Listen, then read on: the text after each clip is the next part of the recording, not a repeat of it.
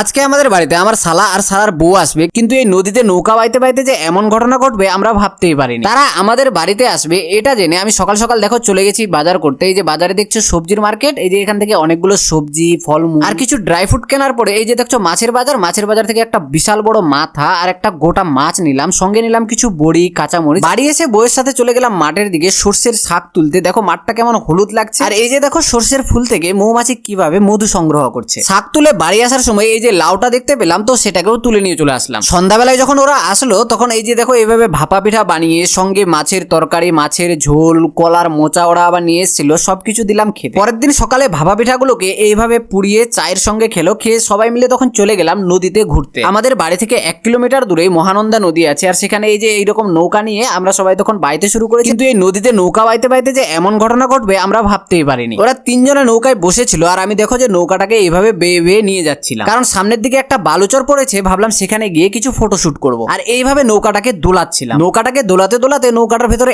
এত জল ভরে গেছিল যে আমরা অনেক ভয় পেয়ে গেছিলাম যে কখন ডুবে যায়। এর কিছুক্ষণ পরে আমার শালাকে বললাম তুমি নৌকাটা বেয়ে নিয়ে যাও। ও তখন নৌকাটা বাওয়ার ট্রাই করছিল। তারপর দেখো ওর যখন নৌকাটা বাইছিল তখন আমি ঝোঁক সামলাতে না পেরে আর নিচে পড়ে গেছিলাম। আর এই যে একে দেখছো, এই হচ্ছে আমার শালার বউ। তো ওর সঙ্গে আমরা মজা করার জন্য ওকে নদীতে ছেড়ে আর আমরা নৌকা নিয়ে চলে যাচ্ছিলাম। ওই যে দেখো জলে দাঁড়িয়ে আছে 1 হাঁটুর উপরে। ও তখন এত ভয় পেয়ে গেছিল যে কান্না করতে শুরু করে দিয়েছিল আর নৌকাটা ধরার জন্য দৌড়াচ্ছিল, কিন্তু আমরা নৌকা নিয়ে চলে যাচ্ছিলাম আর দেখছিলাম যে ও কি করে। কিন্তু নদীতে খুব বেশি একটা জল নেই, তাই আমরা জানতাম যে কিছুই হবে না, সেই জন্য নৌকাটা নিয়ে ওর সঙ্গে এরকম মজা